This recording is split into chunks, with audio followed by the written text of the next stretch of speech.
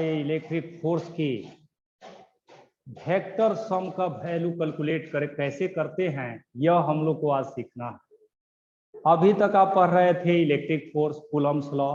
Coulomb's law की different forms, जिसमें आप वेक्टर फॉर्म भी पढ़े, कूलम्स लॉ से दो चार्ज के बीच में फोर्स कैसे निकालते हैं यह भी पढ़े, उसका न्यूमेरिकल एक्सप्लेनेशन और थ्योरेटिकल एक्सप्लेनेशन भी पढ़े। इसके अलावे इलेक्ट्रिक फोर्स मीडियम डिपेंडेंट होता है यह भी जाने, इलेक्ट्रिक और ग्रेविटेशनल फोर्स के बीच क्या रिलेशन है यह भी पढ़े। आज के क्लास में हम लोग यह पढ़ने आए हैं कि किसी एक चार्ज पर बहुत सारे चार्ज अगर होंगे तो उन सभी चार्ज के द्वारा जो फोर्स लगेगा उसका कुल टोटल वैल्यू कैसे कैलकुलेट होता है। इसी को पढ़ने के लिए यहाँ पर कई चार्ज का सिस्टम लिया गया। यह Q1 चार्ज है, ये Q2 चार्ज है, यह Qn चार्ज है। इस फिगर में आप इधर 3 चार्ज देख रहे हैं, लेकिन ऐसा लिया गया है बहुत सारा, 1 से लेके n चार्ज का सिस्टम लिया गया है। और एक चार्ज यह है कैपिटल Q। हम लोग जानना चाहते हैं इस कैपिटल Q चार्ज पर बाकी का यह सभी चार्ज कितना फोर्स लगाएगा। ऐसे हम लोग जानते हैं कि फोर्स हर दो चार्ज के बीच में लगता है। देखिए, इस कैपिटल Q और Q1 में फोर्स होगा, कैपिटल Q और Q2 में भी फोर्स होगा, कैपिटल Q Qn में भी फोर्स होगा। और इलेक्ट्रिक फोर्स को दिखाने के लिए, रिप्रेजेंट करने के लिए स्ट्रेट लाइन खींचा जाता है। तो Q1 का फोर्स दिखाना है तो Q1 से स्ट्रेट लाइन खींच दी। अब देखेंगे ये दोनों का नेचर कैसा है, यह प्लस रिपल्सन होगा। आपको फोर्स जिस पर निकालना है उस वहीं पर आप रिप्रेजेंट करिए। जैसे 10 चार्ज है, अब फोर्स निकालना है पहला चार्ज का, तो सिर्फ पहला ही चार्ज का फोर्स हम लोग फिगर में दिखाएंगे, बाकी को फिगर में शो नहीं करेंगे। तो आपको इस पर फोर्स चाहिए तो इसी पर फोर्स को रिप्रेजेंट करिए। तो इस कैपिटल Q पर जो फोर्स लगेगा, दोनों में रिपल्सन हो रहा, वह फोर्स इधर होगा। इस फोर्स का नाम लिख दिया गया है F1। उसी तरह से Q2 भी फोर्स लगाएगा, स्ट्रेट लाइन खींच दी। और यहां भी रिपल्सन है, फोर्स आपका यह हो गया F2, क्योंकि Q2 प्लस है, यह भी प्लस है, रिपल्सन। अब एक यह है E भी प्लस, यह भी प्लस, रिपल्सन। स्ट्रेट लाइन खींचेंगे और फोर्स इस तरह से F है। हम लोग अब जानना चाहते हैं कि इस Q पर टोटल फोर्स कितना होगा। चूंकि फोर्स वेक्टर होता है, इसीलिए टोटल फोर्स निकालने के लिए इस सभी वेक्टर को ऐड करना पड़ेगा according to law of vector addition. तो टोटल फोर्स जब आप निकालेंगे तो इन सभी को वेक्टर लॉ से ऐड करना होगा। Total force acts on capital Q, इस चार्ज पर लगने वाला टोटल फोर्स कितना होगा, हम लोग ऐसे इक्वेशन में लिखेंगे।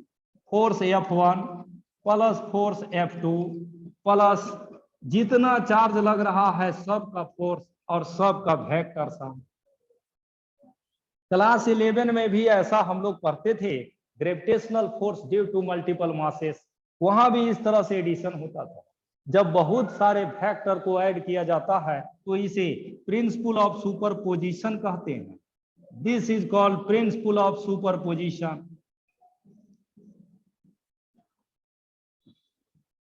अब आगे देखिए, ये तो हम लोग समझ गए कि किसी चार्ज पर लगने वाला सभी फोर्स को निकाल लेंगे, कैलकुलेट कर लेंगे और सबको वेक्टर लॉ से ऐड करेंगे, टोटल फोर्स कैलकुलेट हो जाएगा। यही हम लोग अभी सीखे हैं।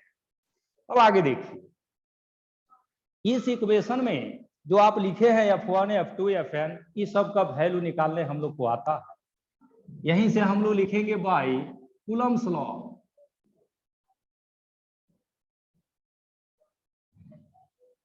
देखिए यहां पर ये जो आप लिखे हैं F1 यहां है, यह क्या है, यह इलेक्ट्रिक फोर्स Q और Q1 के बीच में लगा है।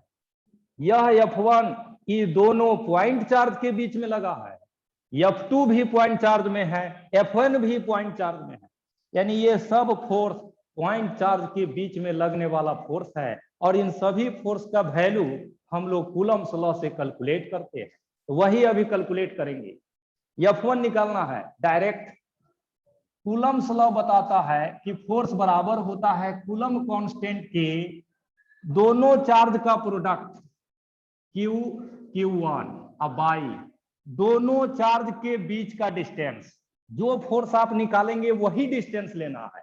आपको Q1 का फोर्स निकालना है तो डिस्टेंस भी यही लेंगे।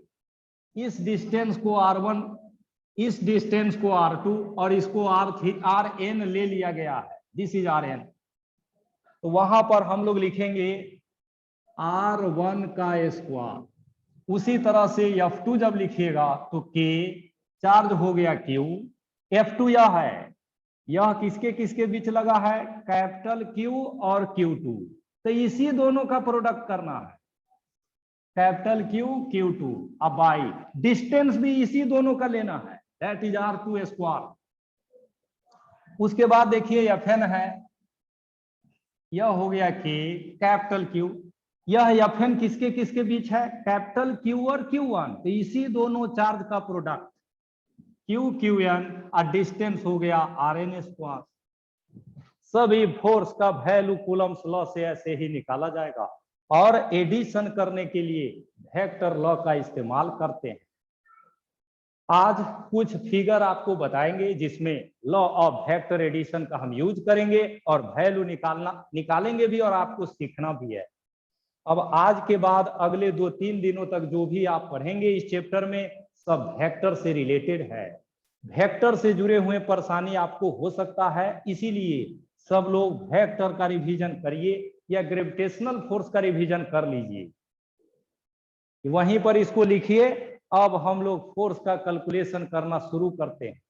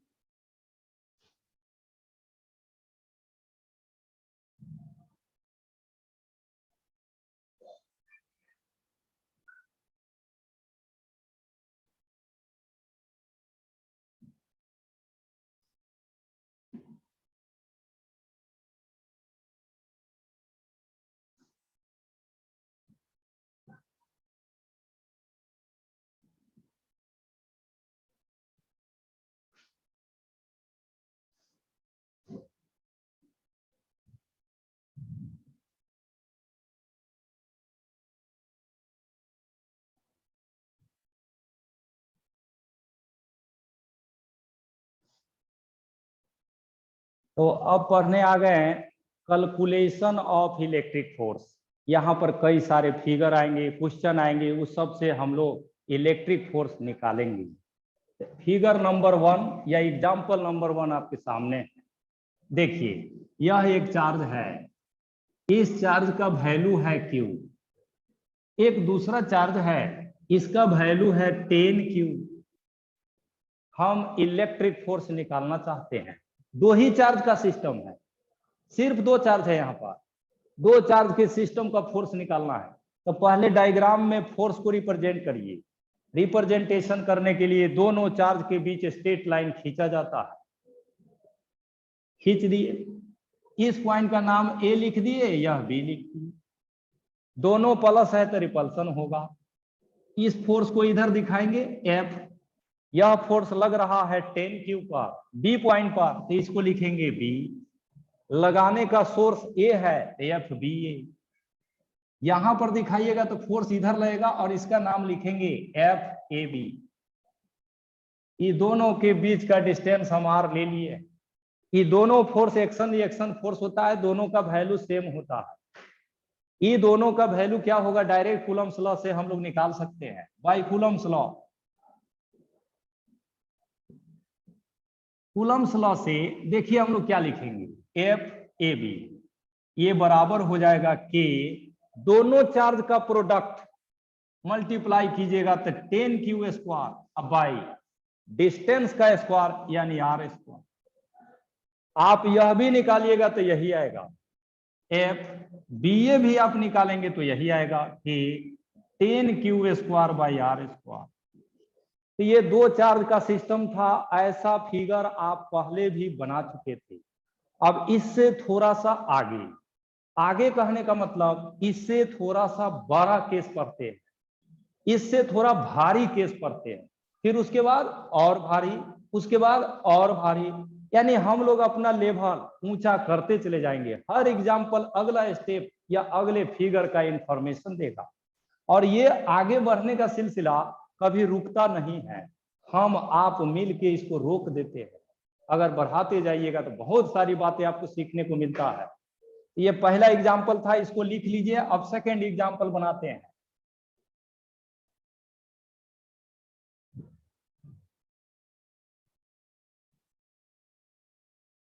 एग्जाम्पल नंबर 2, ये सब क्वेश्चन मेरे द्वारा आपको बताया जा रहा है ताकि आप इलेक्ट्रिक फोर्स आसानी से कैलकुलेट कर सके, आपको भी इलेक्ट्रिक फोर्स कैलकुलेट करने आए इसके लिए।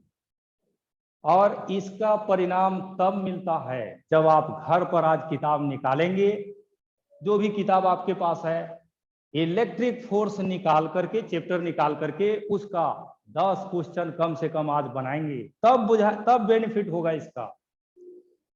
हमारा काम आपको सिखाने का है, उसमें हम कभी पीछे नहीं रहते हैं, न रहेंगे आने वाले समय में। आप सब लोग सिर्फ प्रयास करिए अच्छा से। देखिए एग्जाम्पल नंबर 2, यह एक पॉइंट है ए, यह एक पॉइंट है बी, यह एक पॉइंट है सी।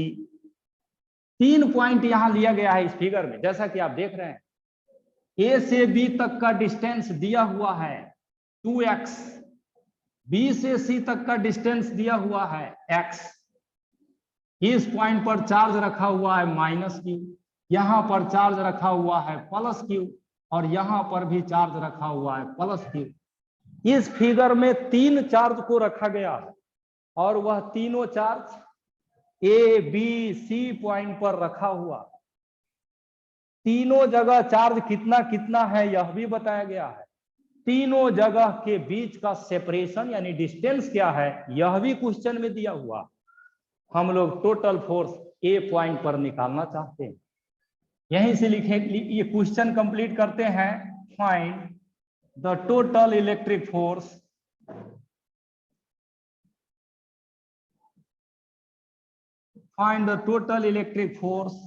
एक्ट एट ए पॉइंट पर लगने वाला टोटल इलेक्ट्रिक फोर्स हम लोग को निकालना है।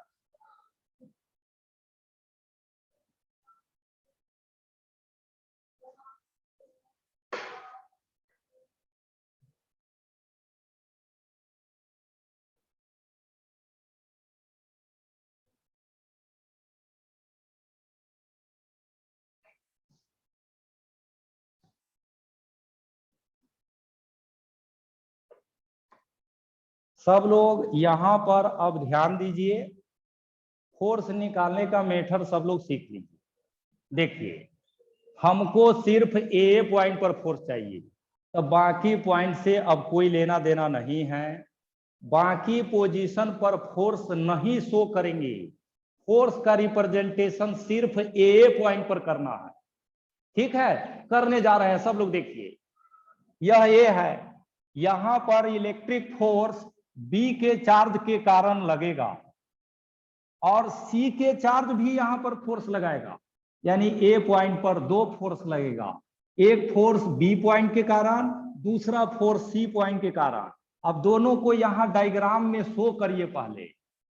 आप हम सबको पता है, बहुत दिन से पढ़ रहे हैं, इलेक्ट्रिक फोर्स रिप्रेजेंट करने के लिए अट्रैक्शन और रिपल्सन पहले समझना पड़ता है।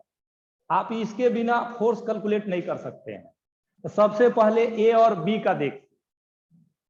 ए पर प्लस चार्ज है, बी पर प्लस चार्ज है, दोनों में रिपल्सन होगा, हम लोग जानते हैं, और रिपल्सन के कारण फोर्स अवे लगता है। तो इस पर बी के द्वारा जो फोर्स लगा वह इधर लगा, इसका नाम लिखेंगे एफ ए बी। और बिना विलंब किए हुए, बिना कोई लेट किए हुए इस फोर्स का वैल्यू तुरंत लिख देना है। यह फोर्स कितना होगा तुरंत लिख दीजिए। देखिए हम लिख रहे हैं एफ ए बी बराबर होगा कूलम्ब्स लॉ से के दोनों चार्ज का product Q into Q square अब बाई जिसके जिसके बीच आप फोर्स निकाले हैं वही डिस्टेंस लेना है, दैट इज 2x का whole square. F A B represent किए, वैल्यू भी लिख दी। अब आगे इस ए पॉइंट पर सी के द्वारा भी फोर्स लगेगा। जब ए और सी का फोर्स पढ़िए तो बी को भूल जाना है, सिर्फ ए और सी पर ध्यान फोकस करिए। ए पर देखिए प्लस चार्ज, सी पर माइनस चार्ज।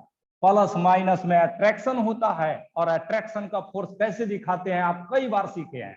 यहां पर हम लोग इस तरह से रिप्रेजेंट करेंगे, this is F A C force.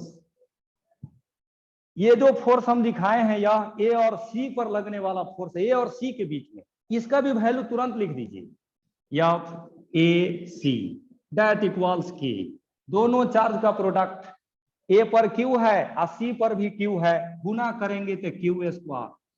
जैसा कि आप जानते हैं फोर्स निकालने में चार्ज माइनस में भी रहेगा तो पल्से में लिखना है, चार्ज माइनस में फोर्स के फार्मूला में नहीं लिखा जाता है, क्यू स्क्वायर। अब नीचे देखिए डिस्टेंस, फोर्स किसके किसके बीच, ए और सी, तो डिस्टेंस भी ए और सी का लेना है।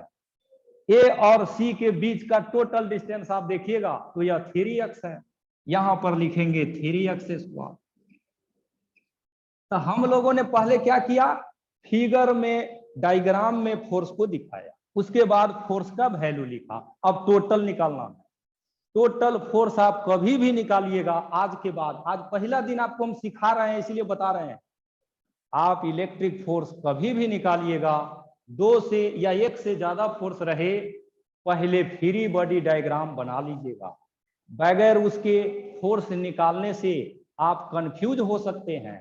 फ्री बॉडी डायग्राम बना लीजिएगा तो सारा कंफ्यूजन खत्म। तो हमको टोटल फोर्स ए पर निकालना है तो ए पॉइंट का फ्री बॉडी डायग्राम बना लेंगे। फ्री बॉडी डायग्राम क्लास 11 में पढ़ाई होता है, वहां बताया जाता है एक ऐसा डायग्राम जो किसी पोजीशन पर लगने वाले सभी फोर्स को दिखाता है, that is free body diagram. यानी फ्री बॉडी डायग्राम में आपको केवल फोर्स को दिखाना है और कुछ नहीं दिखाना है, सिर्फ फोर्स। यहां पर देखिए फ्री बॉडी डायग्राम हम बना रहे हैं, free body diagram of A point का फ्री बॉडी डायग्राम हम बनाने जा रहे हैं। तो बना दीजिए, यही है ए पॉइंट, और इस पर कौन कौन फोर्स लगा है उसको दिखाइए। एक फोर्स इधर लग रहा है, इसका नाम है एफ ए सी। एक फोर्स इधर लग रहा है, इसका नाम है एफ ए बी। 2 फोर्स लगा, दोनों को दिखा दिए। अब हमको टोटल निकालना है, टोटल फोर्स निकालना है। यहीं से हम लोग लिखते हैं total force at A point पर लगने वाला टोटल फोर्स हमको कैलकुलेट करना। टोटल फोर्स एफ बराबर, वेक्टर में पढ़ाई होता है कि 2 वेक्टर जब अपोजिट डायरेक्शन में होता है तो घटा दिया जाता है, एक में से दूसरे को सब्ट्रैक्ट करना है, बिल्कुल वैसे ही जैसे क्लास 11 में करते थे। 11 में क्या करते थे वो आपको दिखाते हैं। जैसे यह पुली है, इधर से एक बॉडी सस्पेंडेड है, इस पर mg फोर्स लगता है, ऊपर के तरफ टेंशन, अगर ये बॉडी नीचे जा रहा है तो इस पर लगने वाला total force mg minus t होता है। या कोई बॉडी ऐसे रखा हुआ है, इस पर अप्लाइड फोर्स लगा 40 न्यूटन और पीछे के तरफ फ्रिक्शन लगा, टोटल फोर्स निकालना है 40 minus friction.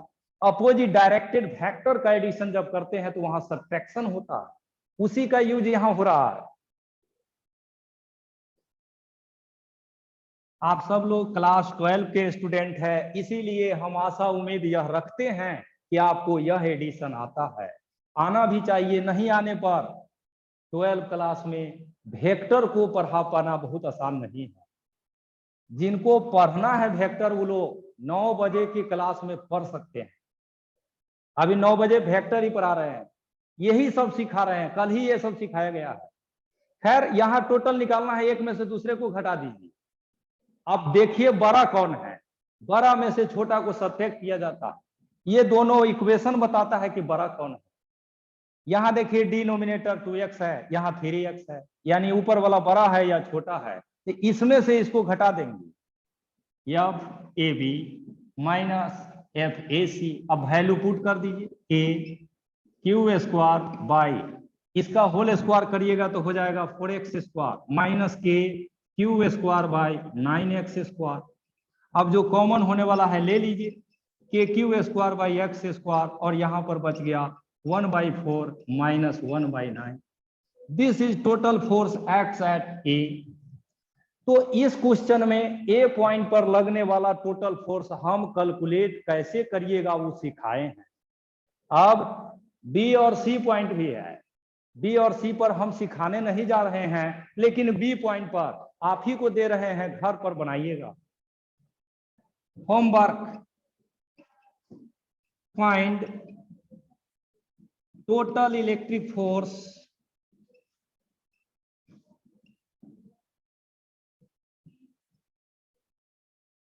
Acts at B. B point का टोटल फोर्स आपको कैलकुलेट करना है। अब आगे बढ़ते हैं और अगला एग्जाम्पल नंबर 3 आपको बताते हैं।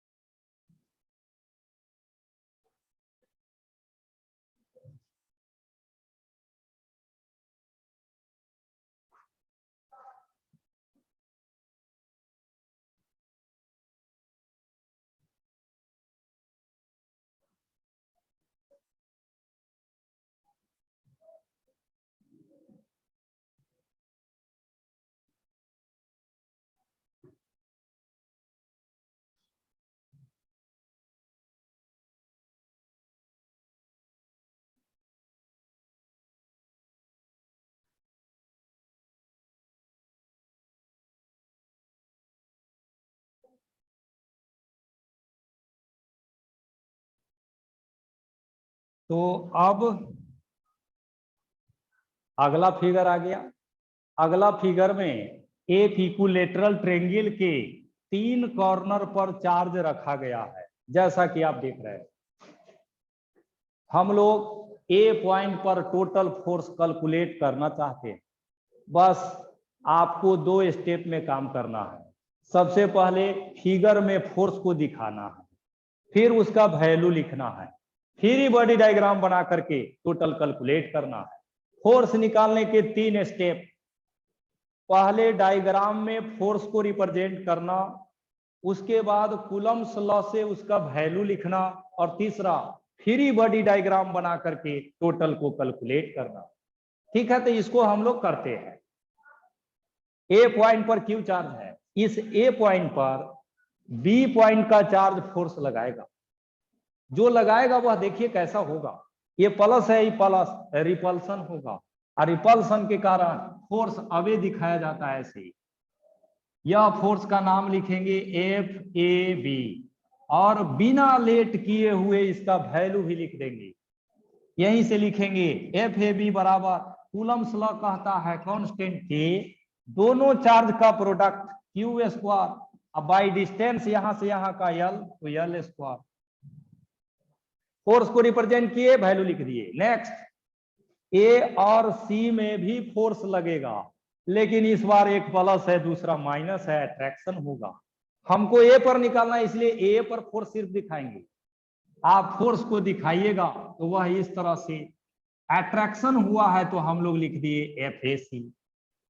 इसका भी वैल्यू तुरंत लिख दीजिए, एफ ए सी बराबर के दोनों चार्ज का प्रोडक्ट, यहां भी क्यू यहां भी क्यू, तो यह हो गया क्यू स्क्वायर।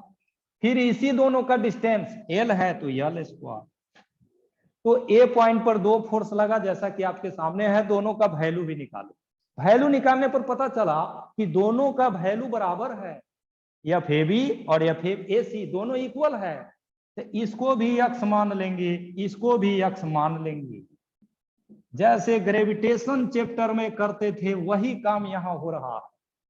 ठीक है, फिगर में दिखाए वैल्यू लिख दिया, फ्री बॉडी डायग्राम।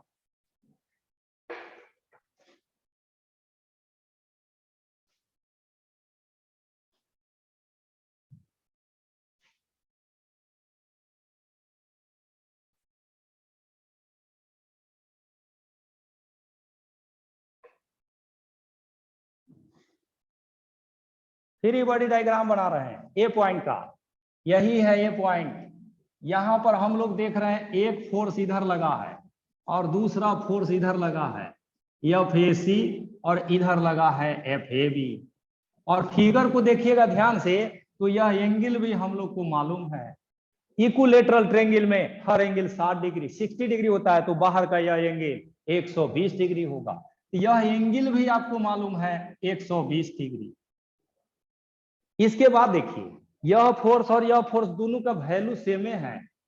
इसका भी वैल्यू यक्स है और इसका भी वैल्यू यक्स है। 120 डिग्री पर दो वेक्टर है, तो टोटल क्या होगा, डायरेक्ट लिखेंगे टोटल फोर्स। डिग्री रहे एंगल में तो ऐसे हम लोग लिखेंगे x square plus x square plus 2x cos theta. यहां पर कौन फार्मूला यूज हुआ है वो भी लिख देते हैं बाय यूजिंग। हम लोग दो वेक्टर के एडिशन में 11 क्लास में पढ़ते हैं, a प्लस बी वेक्टर का मॉडुलस बराबर होता है a square plus b square plus 2ab cos theta.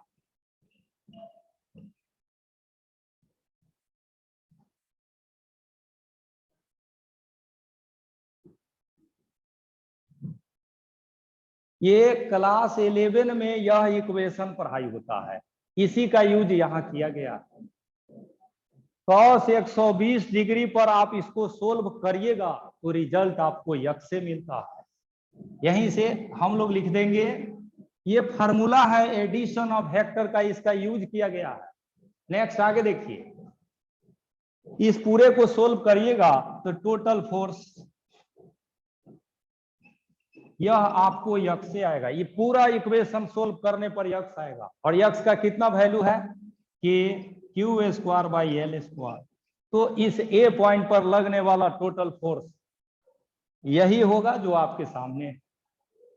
ये जो क्वेश्चन अभी आपको बताएं, इसको एक सेकंड वे से भी बनाया जाता है। इसको लिख दीजिए तो सेकंड वे आपको बताते हैं।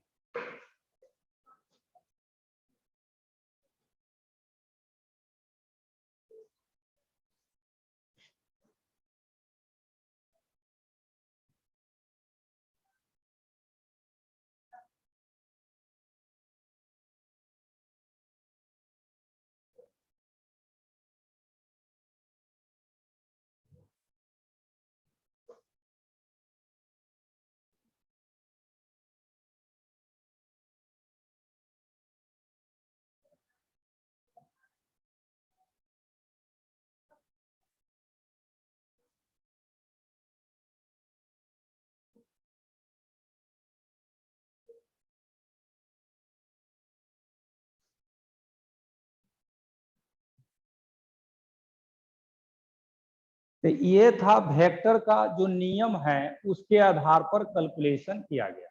अब आगे देखिए, हम इसी क्वेश्चन को एक दूसरे मेथड से भी आपको बताना चाहते हैं। यह मेथड अगला जो एग्जाम्पल नंबर 4 आ रहा है उसमें आपको बहुत काम देने वाला है। देखिए क्या है, आप अभी अभी पढ़े हैं, यही फ्री बॉडी डायग्राम यह भी है। इसका भी वैल्यू यक्स और इसका भी वैल्यू यक्स है।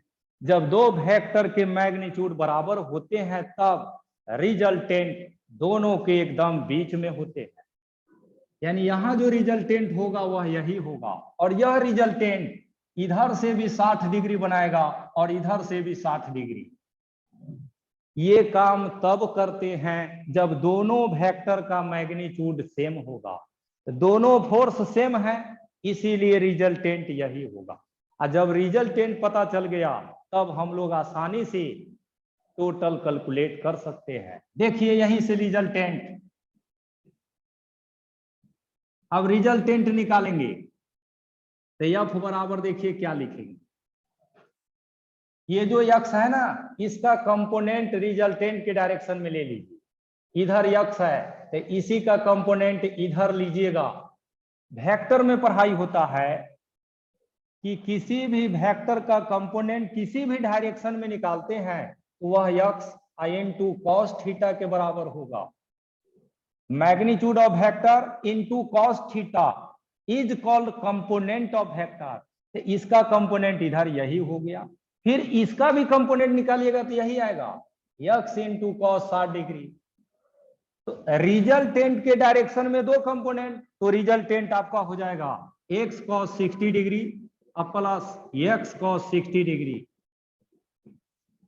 तो रिजल्टेंट के डायरेक्शन में हम लोग कंपोनेंट यहां पर लिख दिए। अब आगे देखिए दोनों को ऐड करना है, f बराबर 2x cos 60 डिग्री, और आप जानते हैं cos 60 डिग्री 1/2 होता है, 2 से 2 कट जाएगा और बचेगा x।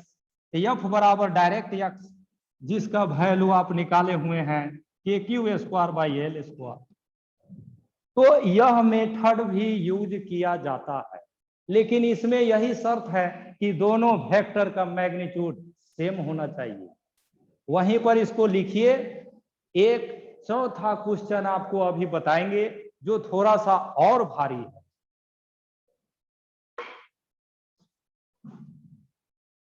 देखिए ये मेथड आप में से किसी को नहीं समझ में आया तो परेशान नहीं होना चाहिए। हम बराबर आपको सिखाते हैं कि परेशान होने से समस्या खत्म नहीं होता है, मेहनत करने से समस्या खत्म होता है। जो लोग पहली बार इसको पढ़ रहे हैं, मान लीजिए ऐसा आप कभी नहीं किए हैं, उन लोगों को सलाह है मेरा कि आप जानिए आज से या यह समझिए कि यह एक नियम ही है वेक्टर को जोड़ने का, और इसका हम लोग यूज करते हैं। दोनों बराबर रहेगा, बीच में रिजल्टेंट दिखा देंगे। एंगल 120 डिग्री मालूम था, बीच में दिखाने का मतलब दोनों तरफ 60-60 डिग्री हो गया। अब कंपोनेंट ले लेंगे x cos 60 degree, x cos 60 degree निकल गया। अगर दोनों के बीच मान लीजिए 40 डिग्री रहता तो एक तरफ से 20 डिग्री दूसरे तरफ से 20 डिग्री, तो यहां लिखते हैं x cos 20 degree plus x cos 20 degree. ये चीज आपको सीखना चाहिए, अपने आप को कोसने से अच्छा है कि सीखने के लिए कोशिश करिए।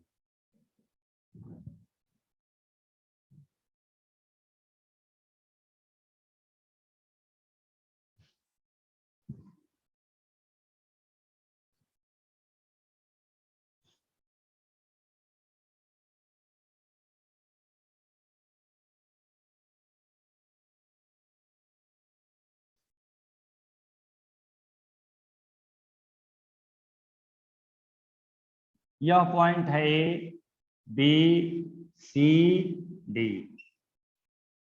यहां पर एक चार्ज रखा हुआ है Q, बीच में डिस्कनेक्ट अगर हो जाएगा तो फिर से कनेक्ट होइएगा। ये है -Q, ये है Q, और यहां भी है Q।